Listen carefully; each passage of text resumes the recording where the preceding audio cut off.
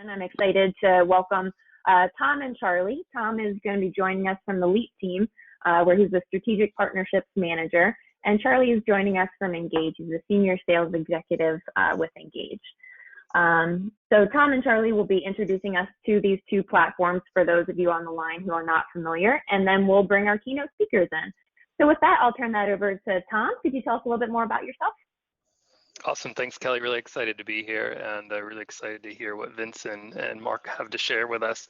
I've been in the industry for about 20 years or so, and always learning. So I'm really excited to now be in a partnership role where I get to work with great companies like Engage. So really appreciate the partnership. There's a lot that our two companies have in common in the synergies. So really excited for today's webinar. Thanks. Charlie, perfect. And Charlie, could you tell us a little bit more about yourself? Yeah, hi everybody. Thanks for taking the time out today. We're really excited to talk about this partnership and also talk about the opportunities that we've had over the last couple of years in helping business owners, marketers, and sales managers, as well as sales reps, really find solutions that help them improve business. And that's where we focused our efforts. I've worked for the last couple of years with home improvement companies doing just that. And we think this partnership really brings together a solution that's going to help you guys grow your business. So thank you. Perfect. Thanks, you guys. Excited to have you both with us today. So with that, Tom, if you could give us an intro to what LEAP is. Yeah, absolutely. So LEAP is transforming the home services industry as the first ever end-to-end point-of-sale application, digitizing every stage and process, including estimating, financing, contracting, real-time communication. LEAP was created by seasoned home service professionals, and it's helping businesses eliminate errors, increase efficiency, all by simplifying and automating the day-to-day sales process. Fantastic. And then we'll go ahead and swipe up here. And Charlie, if you could walk us through a little bit about Engage. Yeah, so at Engage, we know you're trying to be a top performing sales team. And in order to do that, you need to consistently win more deals. The problem, however, is a lack of engaging sales content that makes your team feel unprepared to compete in the market. So we believe it's just, plain wrong that it's this hard to create, share, and measure presentations that really sell.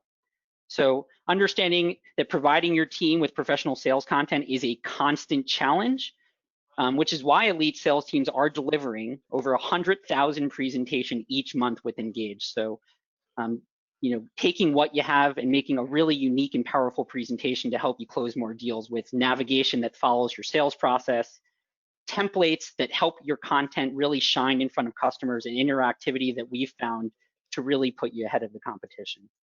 And we're really excited about taking this partnership and showing you how LEAP and Engage can now be the end-to-end solution for your business. So thinking about how you start with estimating with your team in front of customers, having a extremely powerful, memorable sales presentation to help you close deals, talk to your customers about how to incorporate financing into their business, and then closing the deal right in one place. So now you can organize your team, you can equip them, you can make them feel professional, and really build their confidence with this end-to-end solution, now working with both LEAP and Engage on their devices in front of customers. Yeah, Charlie, I just echo that too. I mean, it's the power now that companies have by having a point of sale application and being able to utilize Engage's presentations to really stand out with their customers and give them the experience that they're expecting when they sit down with a professional. So being able to go throughout the entire sale from estimate to presentation to whether it be financing or secure payment capture, and being able to present a proposal and contract and close the deal. The partnership between LEAP and Engage really enables and empowers contractors to do that in a smooth and effective manner. Perfect. So with that, we're very excited to have some friends and customers and partners here joining us today. Mark Richardson is going to be leading the conversation. Mark has over 30 years with Case Design and Remodeling as the president and co-chairman, which is one of the leading remodeling organizations in the industry. He's in high demand as a national speaker, advisor, and author. He's motivated and inspired marketing, sales, and business leaders across the country as a keynote and motivational speaker for national association meetings and national sales conference and industry events. These engagements have included the Extreme Sales Summit, NARI, Anderson Windows, Exciting Windows, the Pro Expo, Marvin Infinity, Professional Builder, and many other business and real estate events. So thank you, Mark, for having us today. We're excited to get this conversation started. In addition to Mark, we have our friend Vince Nardo, the president of Reborn Cabinets. Since this family-run business was founded in 1983 by his father, Reborn has grown to be one of the largest kitchen and bathroom remodeling companies in the country, with over 400 team members and multiple offices in California, Nevada, and Michigan. Vince is a national speaker in the remodeling industry as a member of the Joint Center for Housing Studies at Harvard. He contributes to the success of Reborn to its dedication to learning and applying new technology in all aspects of business, as well as creating a positive company culture that provides fun and honest workplace. Reborn has been a winner of many industry awards, including a Top Workplace Award, the BBB Torch Award for Ethics, as well as being recognized in Inc. magazines as one of the nation's fastest growing businesses. So Vince, Mark, thank you so much for joining us today. We're excited, and I know our audience is excited to have you guys here. So with that, I will pass it over to Mark. Great, thanks Charlie and Tom, and of course, always excited to have a conversation with Vince. Vince, in addition to being, certainly one of the thought leaders in this industry, I also consider him and certainly the Nardo family, and Reborn good friends. The structure of this fireside chat, although we're not going to have any fires today, just more of a chat, is a little bit more of a, kind of a look to the past, a look to the present, and then to the future. So we're going to talk for a few minutes about what's going on. Then we'll weave right into, kind of the short-term future, the Q3, Q4, what kind of some of the chess moves that, Vince or I are either seeing or you should be thinking about. But then just as importantly, we're going to take a short break, a water break, and then we're going to get into even further out, 5, 10 years, 2030, what that might look like in business. So Vince, one of the things that I always like to do is to create a little bit of context, and I just think that your story beginning with your father, it just adds so much color to what the conversation. Walk us through, kind of the history of Reborn and a little bit of how it kind of got you to where you are before we start to talk about kind of the environment today. Sure. So first, thank you to Leap and Engage and you, Mark, for having me on here. I often reminisce on 1983 when my dad started Reborn Cabinets. Prior to starting Reborn, my brother and myself were the only kids of my parents, and we lived in Long Island. And my dad and mom were on welfare at the time. And they literally just said, let's leave New York and move our kids someplace else. And they bought a little 20-foot trailer and hooked it onto the back of a green station wagon. And, just like a lot of people tried and have done, is headed west. And, we lived in the various states, kind of lived like gypsies. My dad being a craftsman, a carpenter, worked his way across the country, and we ended up in California. And then several years later, he decided, like a lot of people on this, a lot of these businesses that are listening today formed, was just said, what, I could probably do this better than my boss. So he started Reborn Cabinets as this little tiny kitchen cabinet company in Anaheim, California. And to think now that, 37 years later, I'm being invited to speak, or people want to listen and hear what we have to say, or what my dad started, is amazing to me. And, I often take that for granted. But, one thing I can tell you is that why I am very passionate about tech and the tech space and the introduction of tech in the business. Prior to wanting to be working in this industry, I actually wanted to go into computer science and mechanical engineering. And I dropped out of college to work for my dad because the business was starting to grow and he needed people he could trust. But I've always been a proponent of, oh, you're gonna hear my dogs. I've always been a proponent of the importance of bringing technology into our business, especially this industry.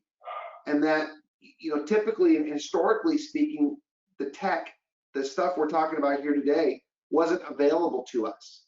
And in most instances, the introduction of tech and bringing these things into our business were very scary and stopped a lot of people to do it. And, we started down this journey probably 6 or 7 years ago on really refining how we were doing things and creating a lot of the tools we use today. And I can tell you that, without a doubt, from the very first CRM we wrote on my Apple IIe in Apple Basic back in the 80s, to moving into Lotus Notes, to Salesforce, to different technology, to Leap, to Engage. If we had not made those moves, we definitely would not be where we are today. So Vince, needless to say, 2020, and you've been in this business, I've been in the industry for a long period of time, is certainly nothing like we've experienced ever before, and hopefully never again. But let's just talk about a little bit of, what have been since early March, when we got kind of slapped upside the head with this COVID and the virus, and everything has been kind of turned upside down. What have been some of the lessons learned in kind of what's happening out there? And kind of tied into that, I want to talk about maybe some of the silver lining there that we never would have predicted. But what have been some of the lessons learned this year as a result of some of these horrific things? Well, it's funny. I'm looking at my calendar, and it's been pretty much almost exactly to the day 4 weeks since California shut down originally in March, and I believe it was March 15th, because I'll remember that day forever. But you look at what happened, and let's face it, nobody had any idea of what to expect. It was worse than what we call the Great Recession, right? It was the worst thing that could happen. Was everything stopped. Here was a time when they were saying to everybody, go lock yourself in your door, do not come outside. Every movie you watched, Contagion, Pandemic, they're all real. And don't go outside because you're going to get sick and you're not going to get healed from it. But, when the initial shock of that happened for us, just like everybody I'm sure that's listening, it was very much confusion. What do we do? We laid off 50% of our team, right? We didn't know what to expect. We didn't know what tomorrow was going to bring. And we then regrouped and we said, listen, we can get through this if we're smart, and we can get through this if we think strategically. So we regrouped and we really put together a plan to get through it and be strategic in our decisions. And I can tell you that I think that's probably one lesson I've learned in this, and even in the prior, the 90s and the one in the 2000s, the recession in the late 90s.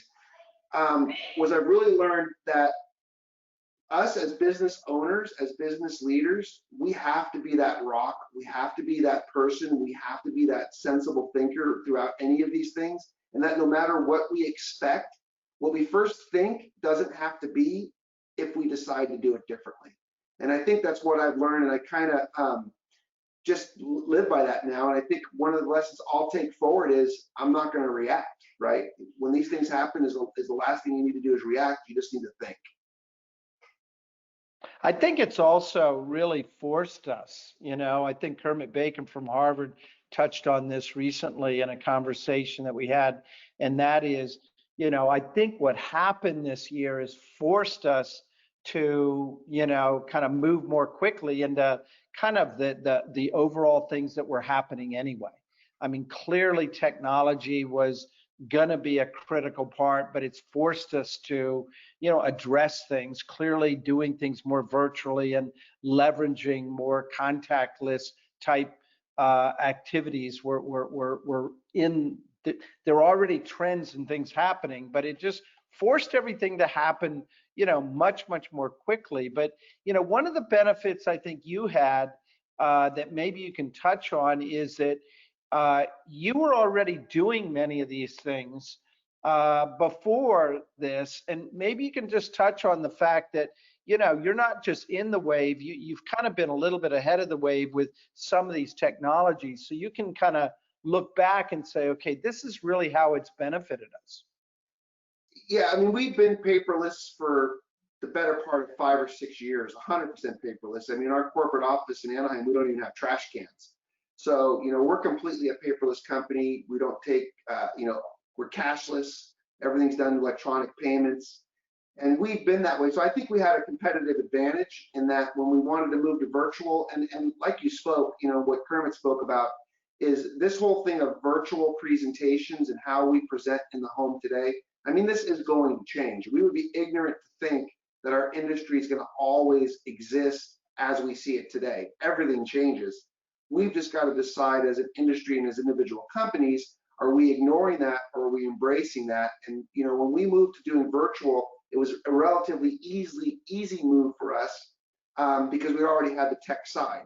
When we had to move to having our staff off-site, it was already easy because everything we used, the technology was very easy to move. Even today, we have probably 80-something% of our staff work off-site now. So I think, you know, looking at these things that are out there and these tech opportunities, they become, you know, when you least expect them, they become the leaning block that you have to lean against when you need them. You know, Engage was very instrumental, and Charlie and his team did a great job of helping us spin up virtual presentations and how could we take this Engage platform and present it through a Zoom meeting. And, you know, they quickly adapted, and their platform was excellent for that, and we were able to move right in that, and there wasn't a very little learning curve for our staff. You look at things like Zoom. You know, we've been a Zoom office for years, and so the fact that you know, people didn't even know what Zoom was 2 years ago. You know, nobody heard of it, and now it's a common word. I mean, there's TV commercials with Zoom screens on it.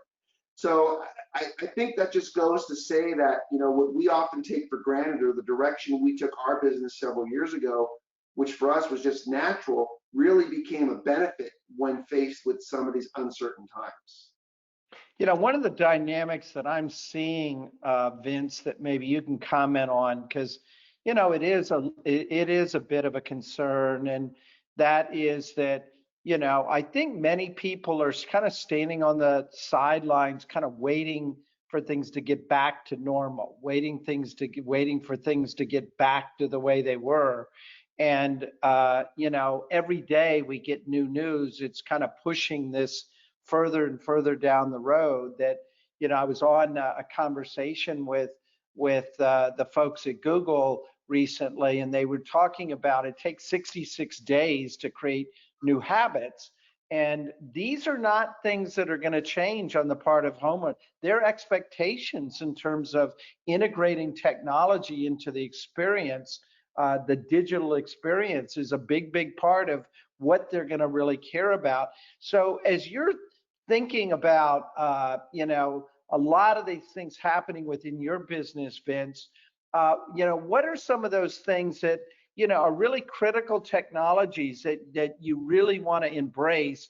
And, you know, what are those things that, you know, you might kind of abandon a little bit, kind of moving into the next step?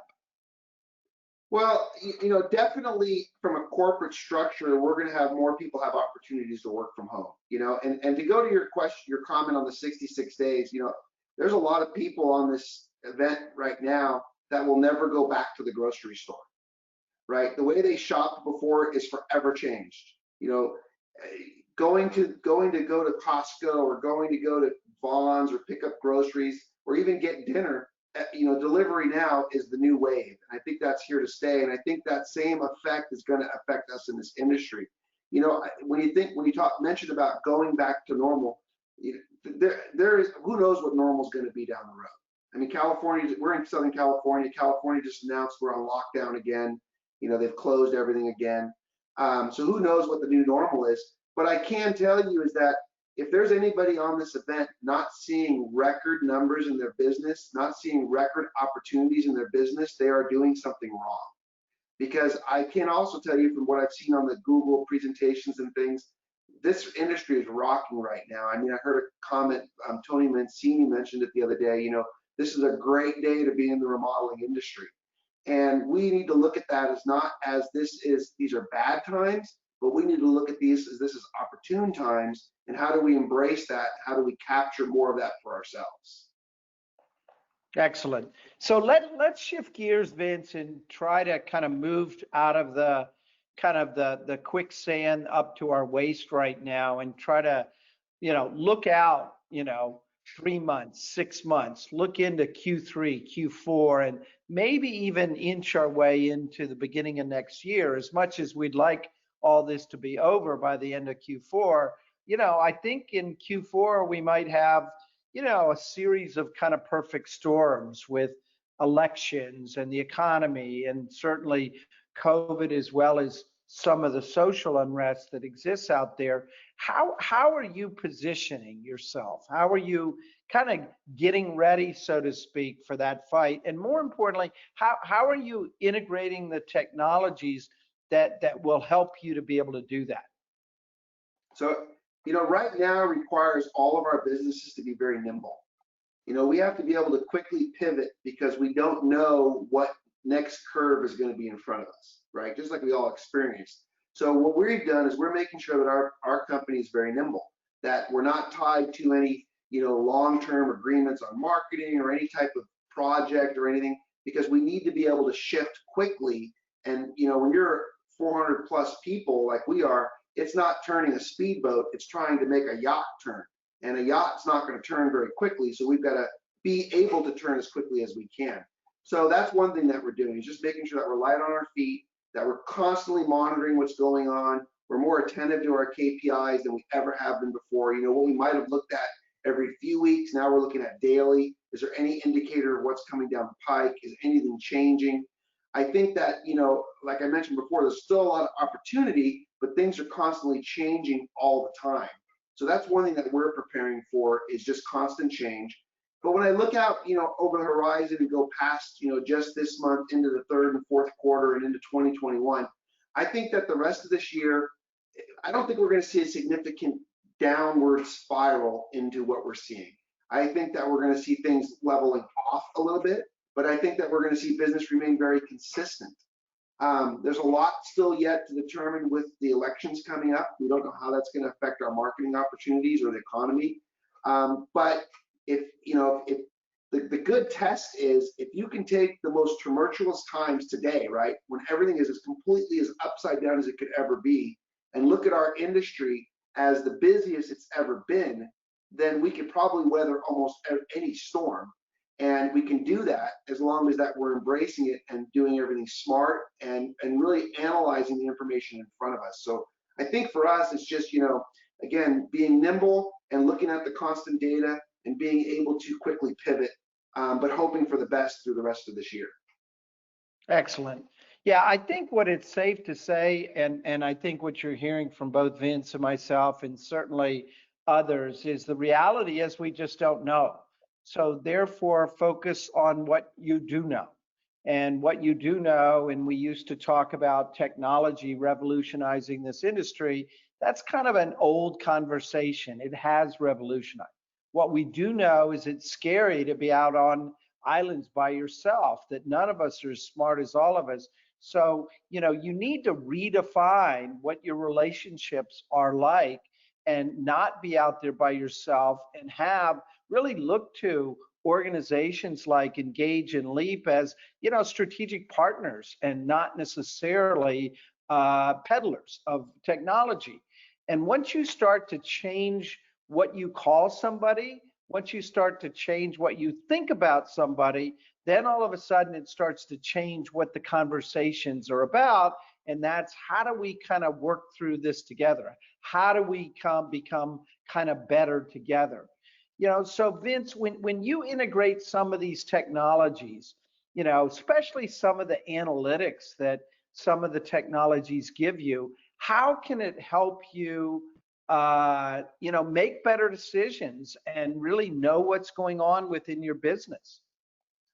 So for us, the key to using these technologies like Leap and Engage, really when you're talking from the sales side of the business, From the sales side of the business, the first thing they've done is they've allowed the entry into this business by a new salesperson to be very easy.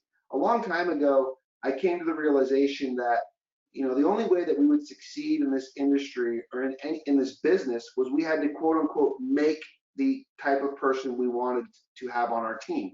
We weren't going to be, you know, the old mindset of hiring that experienced salesperson, hiring that, you know, person with 30 years in your trade. That wasn't going to happen because those people left the industry, and quite frankly, you'll run out of those people if you think you're going to build your people on just hiring experienced people. So what we decided to do was we developed what we call Reborn University. We developed a really in-depth training program, but these technologies allowed us to have the entry into a sales position to be much easier than it was in the past. There wasn't a lot of learning curve with how to price a job. When you look at a product like Leap and you think about, you know, how do I know or remember that I've included all the components to price a project? You know, if I'm doing a window, how do I know to add for the coil wrap or the, you know, the type of glass or the, you know, the type of grids and all these different features and not make a mistake? As a new sales rep, being in, you know, the majority, almost probably everybody listening in our industry is a commission type position. The biggest thing would always worry about is making that pricing error. And if they made that pricing error as a new sales rep, they realized they wouldn't make any commission. You know, their commission would be definitely cut by those errors. Well, when you take a product like Leap, where you now can build, you know, some logic into the pricing model to where they can now go and say, you know what, when you choose this window, you have to choose these options. Without these options, we can't price it. And these are the only options you can choose. It's now made the learning curve for pricing much easier. You take that same, you know, technology position that Leap does and throw Engage on top of it. Now you've got a platform that where, you know, we would send new reps out in the field, and before we would use flipbooks, and then we moved to PowerPoint, right? And then we moved to Keynote, and then we moved to some other platforms on your iPad. And what you'd often see was, you know, we'd often see these reps that would come back, or when they were let go, let's say they turned their gear in, and it was always amazing to me how their flipbook was given them with 30 pages and their flipbook came back with 10 pages, right? Where's the other 20 pages? Well, that guy figured out over the years that he didn't need the other 20. The other 20 were just fluff. Well, that's probably why he wasn't succeeding. You take a program like Engage, where it's now an ordered presentation, we now can monitor those new reps and look at how much time are they staying on each area of the presentation. Are they staying in the presentation for 30, 40 minutes, or are they getting in and out of it of 10 minutes? Then we can take that data and put it against their closing ratio, and it gives us some actionable information that we can now go back to that rep and say, listen, here's why you're making those errors. You're not in the presentation like you should be. So it's taking, you know, the process of selling and pricing and really streamlined it and almost made it to the point where it's almost impossible to make an error and not be successful. Excellent. So Vince, we're going to take a little break here, and when we come back after this water break, we're going to kind of really stretch our muscles, and we're going to look out to 2030, and we're going to have some fun and fantasize. And I oftentimes find when you give yourself the license to look way out to the future, it makes you feel better. And for those that are listening to this that are feeling a little bit in the funk because of what life is doing to you, we're going to do our best to at least make you feel better about what that future might look like. So we'll be back shortly.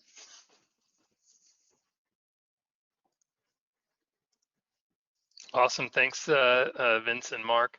I want to, real quickly here, we've got a special promotion that we are sharing with everybody today. And actually, I'll pull up my screen.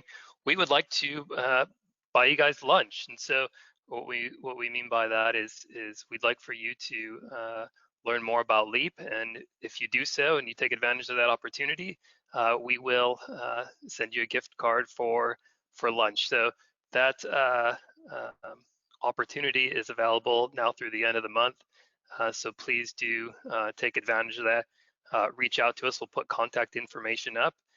If you're interested in taking advantage of that now, please you can go ahead and put that in the comment section of the question portion, and we will get in touch with you to get that scheduled. Appreciate that. I'm gonna turn it back over to Kelly to pull up the next slide. Oh, there's the poll. Yes, the poll should have just be showing up on your screen. Yeah. Sorry, I was having a little bit of delay on my end. So yeah, I'll leave that up for just a quick second for anyone who's interested in taking advantage of this offer right now, and then we'll hop right back over to Mark and Vince.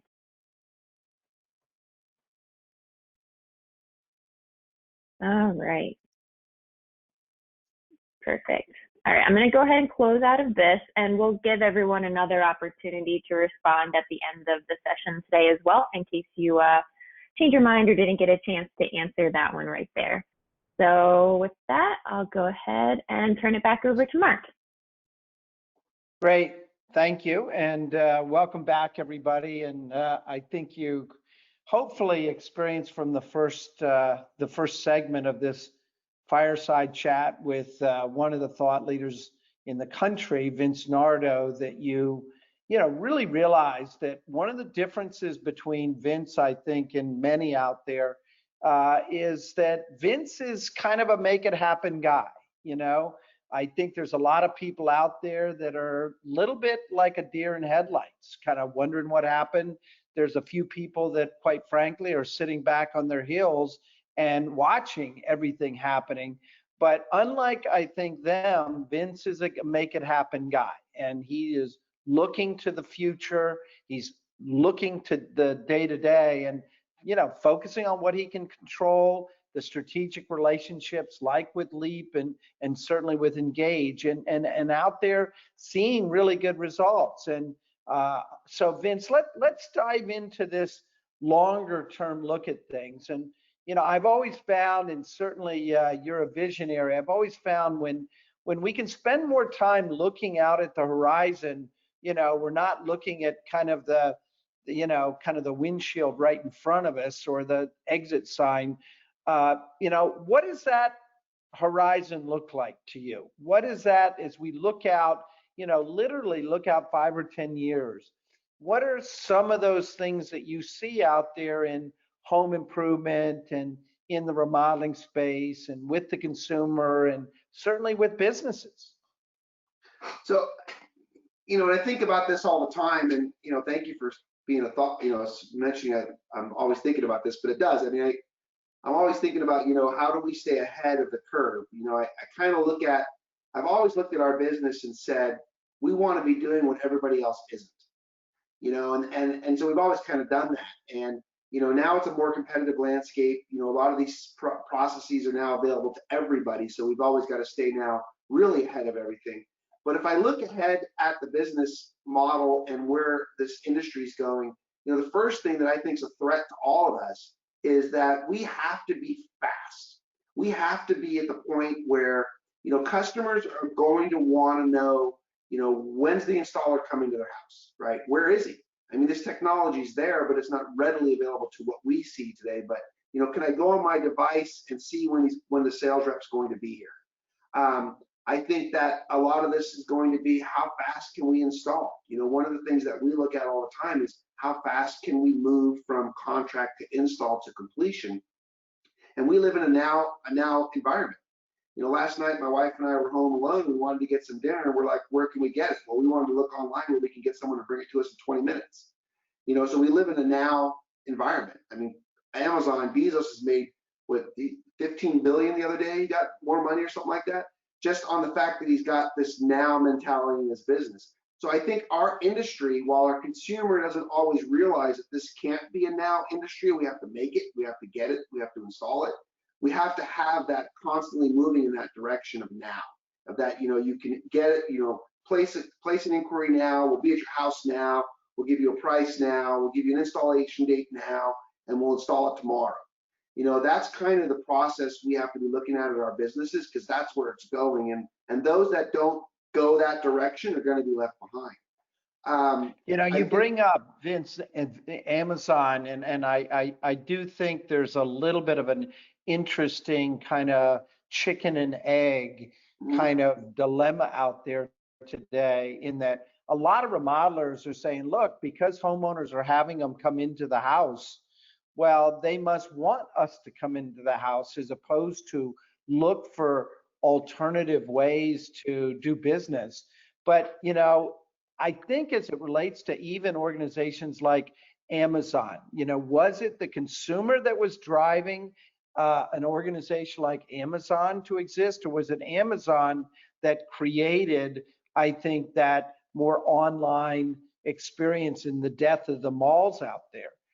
Was it really the consumer that said, you know, I don't want to ride in a taxi cab anymore, I'd rather go in an Uber type of shared vehicle? Or was it organizations like Uber that changed kind of the industry?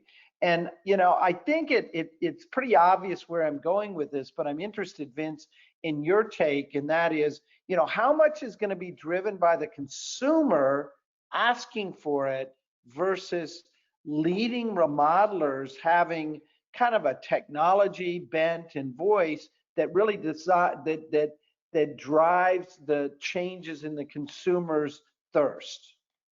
you know, I think it's us that drives the change. I think that, you know, the consumer doesn't know what to expect. You know, the consumer didn't think I can order something and have it in my house in 2 hours. You know, and Amazon proved that it could be done. And I think the same thing's going to exist in our industry. I don't think that, you know, the way we do what we do is going to be different. The way that we, you know, do it in a presentation, I'm positive there's going to be a virtual aspect of it. You know, you look at just what we do now with these video conferencing and I mean, listen, conference calls are gone. Who does a conference call anymore? Who picks up a phone and dials into a line to talk to somebody? You know, you do a video meeting, you do, you know, GoToMeeting or Zoom. And then now it's even changed it very differently. Who doesn't have a video camera, right? Everybody's got a video camera. If you didn't have a video camera, you have a video camera now. So things naturally change, and they're going to change in our industry, and the way this technology is integrated into our businesses is a natural progression. And I think we're going to change the way the consumer purchases. You know, do I think there's importance of us being in the home when we make a deal with a client across the kitchen table? Absolutely, right? There's nothing better than that face-to-face interaction. But I think we have to look at the differences, and we have to figure out, how do we bring that technology into what we're doing? Because here's the last thing I don't want to be. I don't want to be the dinosaur in this industry. You know, to touch on the dinosaur, and I say this not with a kind of happy heart, but 9 out of 10 remodelers out there are in fact dinosaurs. 9 out of 10 out there aren't leveraging, you know, a technology-driven presentation. When I'm out there giving talks, I oftentimes will ask, you know, how do clients really know who you are? And oftentimes the only way they know who they are is what they're dependent on, what the sales rep or the owner tells them about it. It's not an organized presentation. And I only bring that up from the context. It is so easy in this industry to separate yourself from literally 9 out of 10 by weaving in some simple technologies into your business. You can literally overnight almost differentiate yourself. And certainly companies like yours, Vince, you know, really have, and you're really different from the pack. I think we've got to take away the fear this industry has of using this type of technology. We have to make, you know, these technologies are very easy. They're for the common person to use. You know, you don't have to have a great, I mean, let's face it, I know I've got teams of people, but you don't need teams of people to do these types of things. They're readily available, ready to implement, and basically turnkey. You know, it's just, when you look at this industry and you look at the top 500, top 550, or any of the top lists, remodeling lists, the amount of companies that are growing to crazy revenue numbers astounds me every day. You know, 500 million, 700 million, 100 million. I mean, there's a lot of companies now at the 25 million and up mark. There's still a ton of companies at the bottom half. Everybody in this industry has an equal piece of the pie. Anybody can have a portion of this industry if they're willing to make the step, get out of their comfort zone, and really look at the tools and the solutions that are in front of us, embrace them, bring them into your business, and it's available to everybody. And I think that's the most important thing that I think everybody has to think about that's on this event is, you know, if I'm not using, listen, if you're not using Leap and Engage and I am, and my people follow you, who has a better chance of getting the deal? You know, that's great advice, Vince. And, you know, any final comments for the audience before we, you know, turn it back over and let people continue on with their day? No, you know, just thank you to Leap and Engage for this opportunity, and you, Mark. You know, I think I'm excited about this industry. I love speaking about this industry. I love the opportunities of this industry. And I think it's just a time now when we have to really take advantage of what we're seeing in front of us and really start thinking about, you know, where do we want our business to be in the next 5 to 10 years? Excellent. So, you know, one final thing I would say, and it is something that oftentimes really encourage and kind of grabs audiences a little bit by the collar a little bit. And that is, I encourage you to wipe out of your vocabulary the word vendor and replace it with strategic alliance. And as soon as you start to look at your relationships, especially your relationships with manufacturers and your technology partners differently, you're going to supersize your business, certainly like Vince and many others have.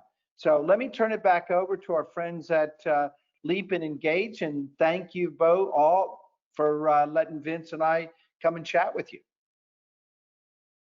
Yeah, fantastic. Thank you, Mark and Vince, for coming today. We really appreciate having you on with us.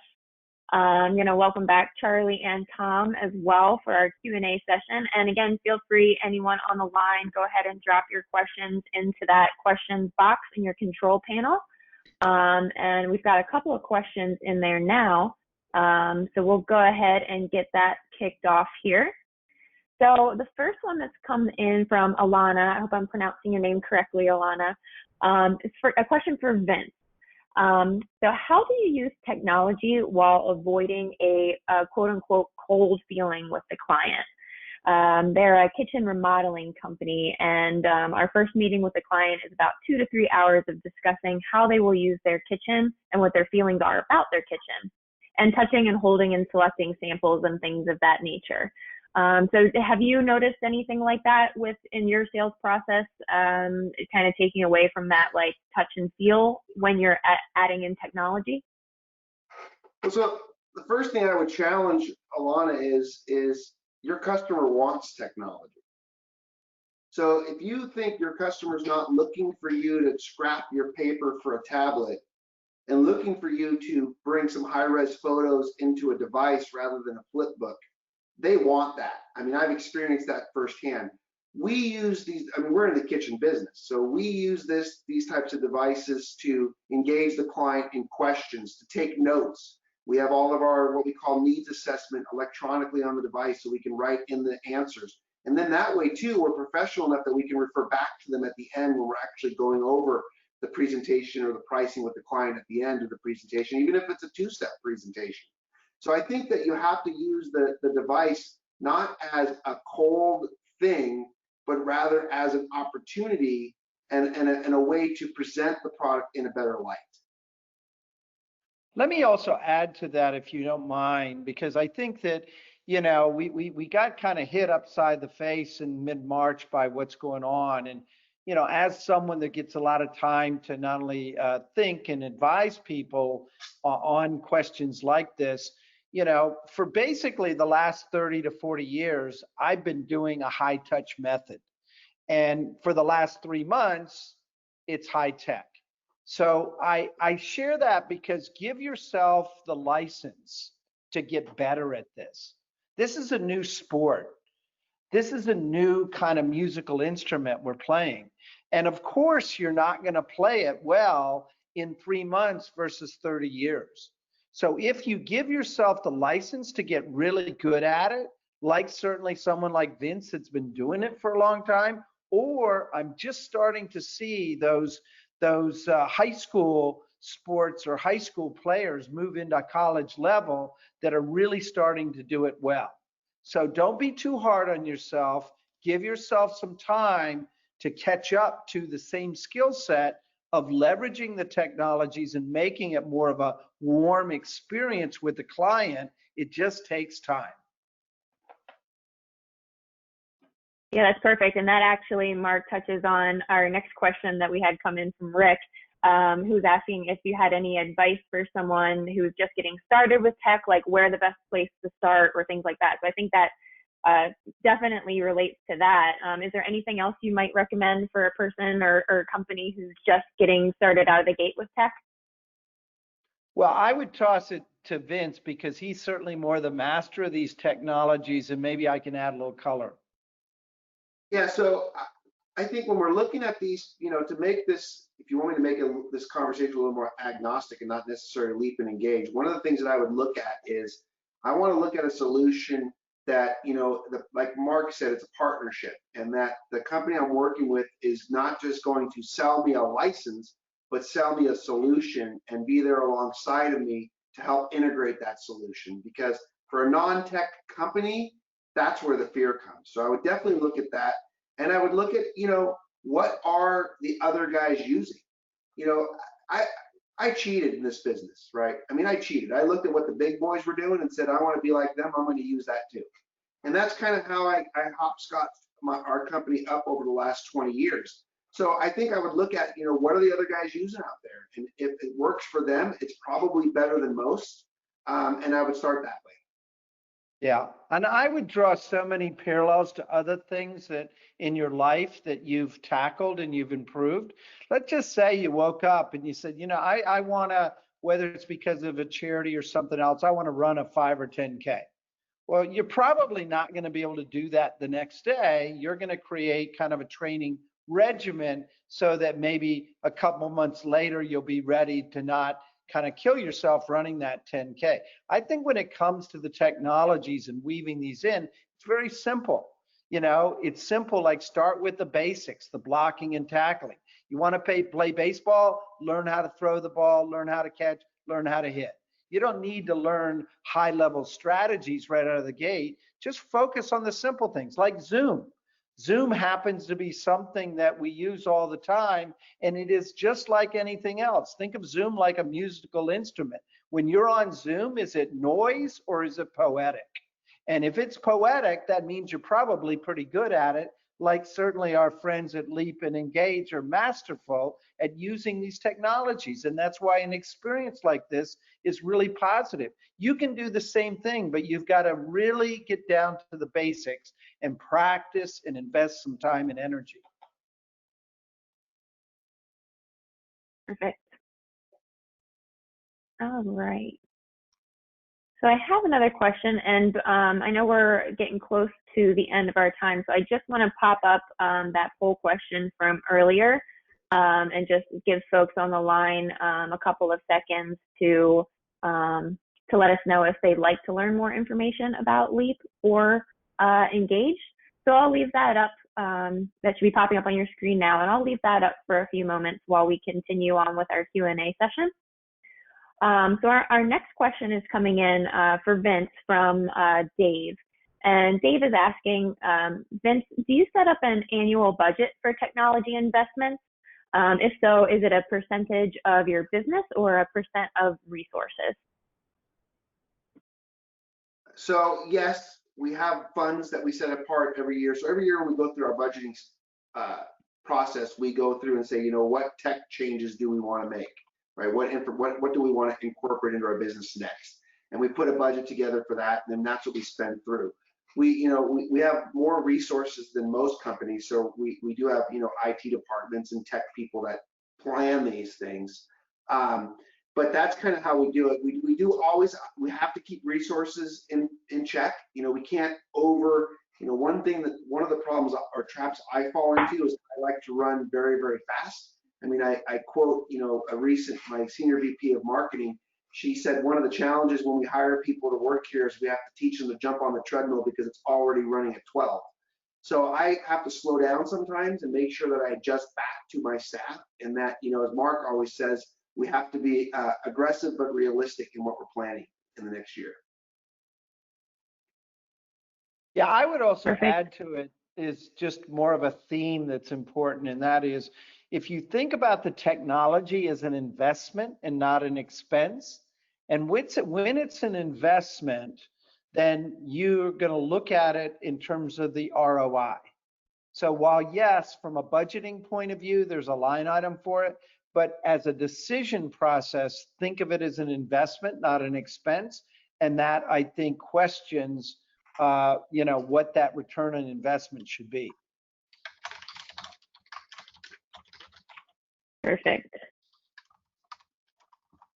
All right. We have another question coming in from Alex. And Tom, I think you might be probably the best person to field this one.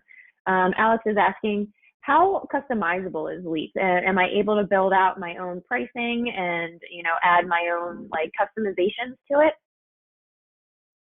Yeah, it's a great question.